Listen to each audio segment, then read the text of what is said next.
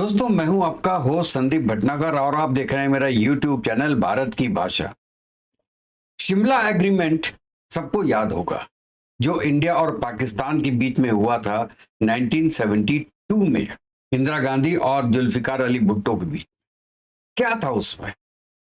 उसमें था कि कश्मीर का इशू बायलैटरल है और कोई थर्ड पार्टी उसमें इंटरवीन नहीं करेगी। और 72 में ही पाकिस्तान जाते ही भुट्टो ने कहा कि हम उसको नहीं मानते और हर फोरम में कश्मीर का इशू उठाया है। तो भाई साहब, आप कश्मीर एग्रीमेंट को नहीं मान रहे और हमसे कह रहे हैं, हिंदुस्तान से कह रहे हैं कि आप इंडस वाटर ट्रीटी को मानिए, क्योंकि ये बायलैटरल है और इसमें एक अथॉरिटी है ऊपर से वर्ल्ड बैंक की जिसने उसको सर्टिफाई किया है। मतलब अगर बायलैटरल है तो उसकी कोई वैल्यू नहीं है क्या? चलिए दोस्तों, ये तो एक बात की शुरुआत हो गई।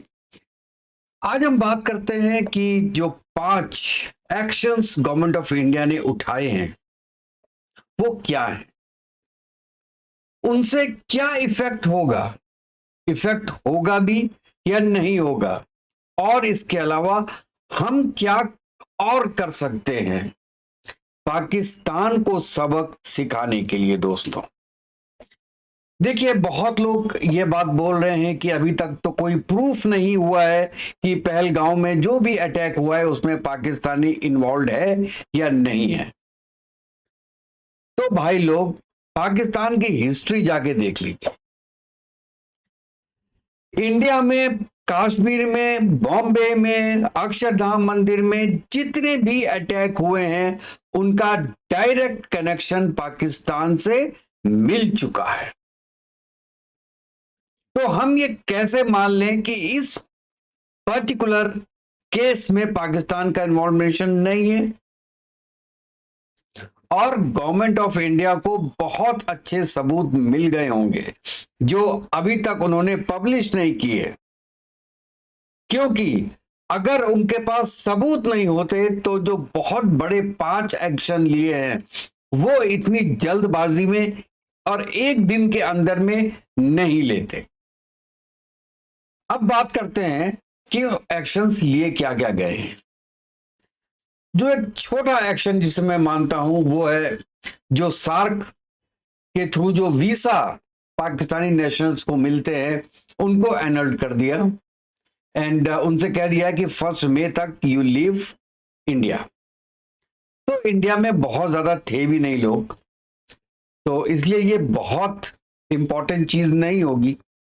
लेकिन हाँ, जो एक मेडिकल वीसा पे आए होंगे इंडिया में, उनके लिए मैं तो कहता हूं कि गवर्नमेंट ऑफ इंडिया को सोचना चाहिए और केवल केवल केवल जो लोग मेडिकल वीसा पे आए हैं उनको राहत जरूर देनी चाहिए। तो इस वाले पॉइंट से कोई बहुत ज्यादा इफेक्ट होने वाला नहीं है। दूसरा, इंडिया ने जो पाकिस्तान हाई कमीशन की स्ट्रेंथ है उसको 55 से 30 कर दिया, और पाकिस्तान में भी जो इस्लामाबाद में है इंडियन हाई कमीशन उसको भी 55 से 30 कर दिया। अब भाई साहब, पहले उन्होंने किया 150 थे, फिर 100 हुए, फिर 55 हुए, फिर 30 हुए। ये बंद भी कर देंगे तो क्या फर्क पड़ेगा? बात तो कोई हो नहीं रही। हाँ, लेटर आदान प्रदान से जो दिया जा रहे हैं, लेटर्स वगैरह, अल्टीमेटम्स वगैरह दिए जा रहे हैं, उसके लिए आपको क्या जरूरत है? हम तो कहते हैं इसको पूरा क्लोज भी कर दिया जाए, ईमेल के थ्रू भेज दो ना जो मैसेज भेजना है, इसके सिवा कोई यूज नहीं है। अभी आप देखना कि आज पाकिस्तान में जो एक मीटिंग हो रही है वो अब उसमें क्या होगा? उसमें यही डिसाइड होगा भाई साहब कि नेशनल सिक्योरिटी की जो कमेटी की मीटिंग है पाकिस्तान में, यही होगा कि हम इंडियन एम्बेसी को बंद कर रहे हैं, क्योंकि उसको उसके आगे जाके बात करनी है ना, तो बंद कर रहे हैं। तो इंडिया ने ये ओपन रखा हुआ है और 30-30 की स्ट्रेंथ दोनों जगह होगी। ये बहुत ज्यादा इफेक्ट नहीं करेगा। इसके अलावा जो थर्ड पॉइंट है वो है मिलिट्री अटैची जो है उनको वापस बुला लिया इंडिया ने, और पाकिस्तान के जो हैं उनको उन्होंने पर्सनल नॉन ग्रेटा बोला है कि आप वापस चले जाइए, and they have been given 48 hours time. ये थोड़ा इंपॉर्टेंट है।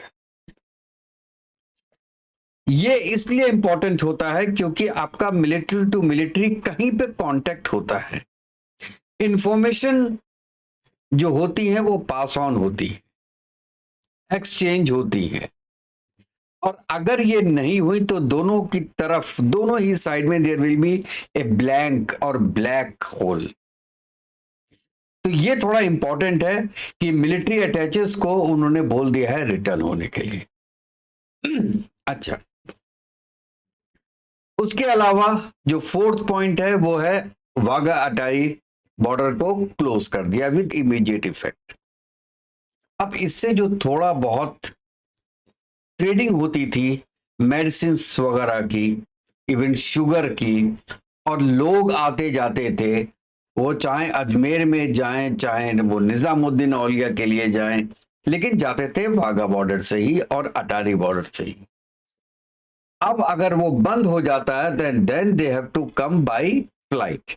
बाय फ्लाइट का मतलब है इंडिया और पाकिस्तान के बीच में तो कोई फ्लाइट है ही नहीं, तो दोस्त पीपल जिनको वीसा दिया जाएगा पिलग्रिमेज वीसा, वो पहले दुबई जाएंगे, दुबई से फिर इंडिया आएंगे, so it will be very very expensive for them, और इंडिया के लोगों को जाने की कोई जरूरत है नहीं।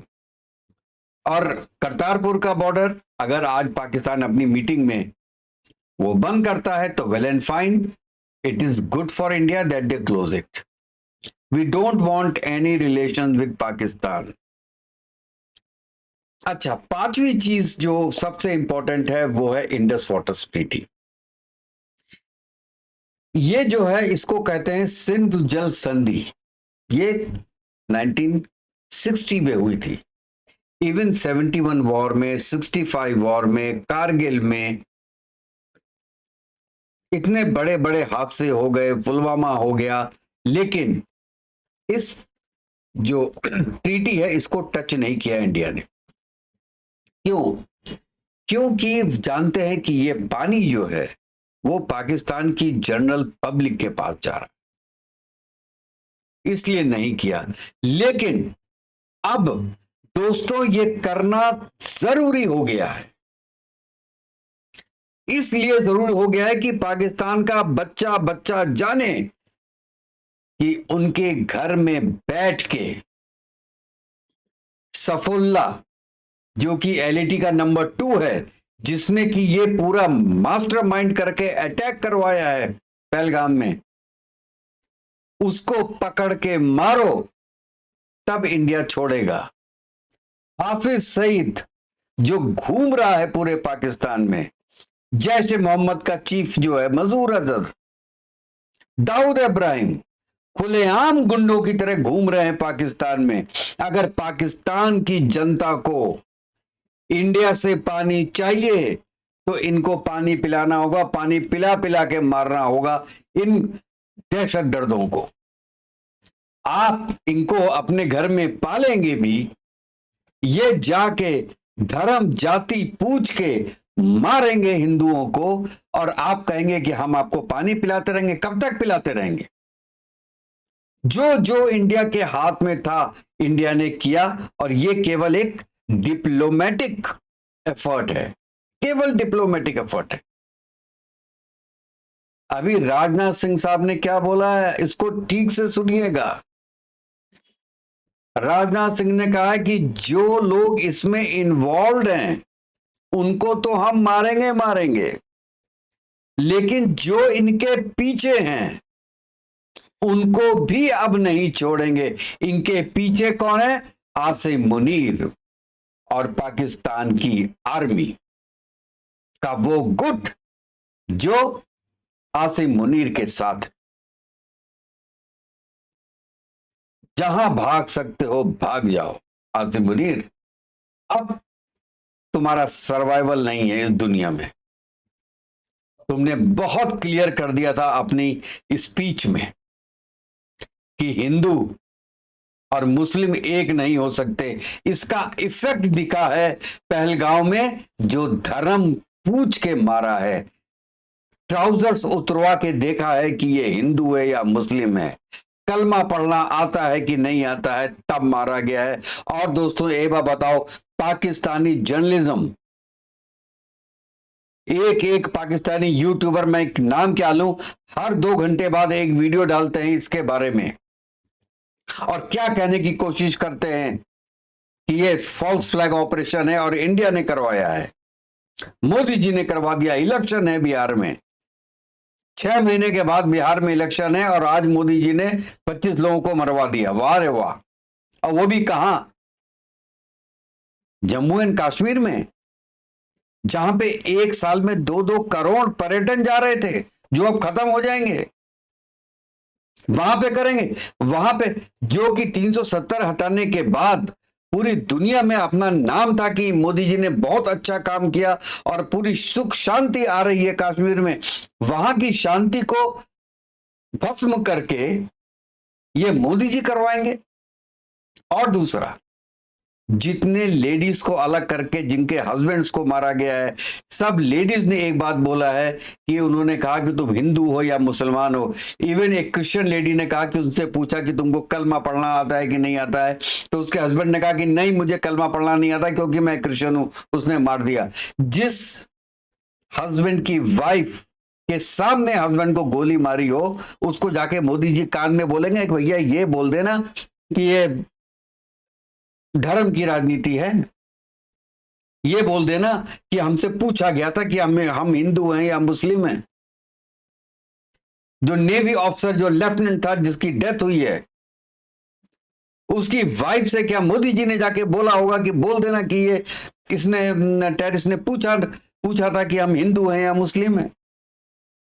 अरे बेवकूफों, इसीलिए तुम्हारी कंट्री का ये हाल है कि तुम्हारे में अकल नाम की चीज नहीं रह गई है।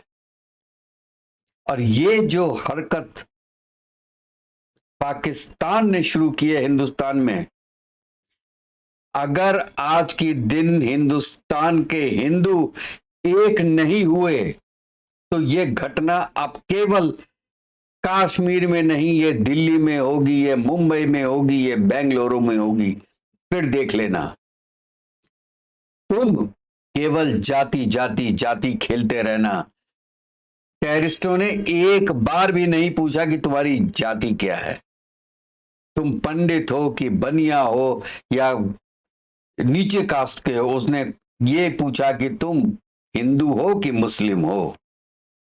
उन्होंने आपको सबक दिया है, आप टेररिस्टों से ही कुछ सीख लो। यही सीखा है, यही सिखाया है उन्होंने कि जाति पाति कुछ नहीं है, केवल धर्म है।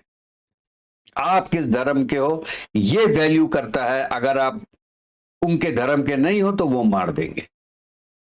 और यही पहलगाम में हुआ दोस्तों, और ये पहली बार ऐसा हुआ है।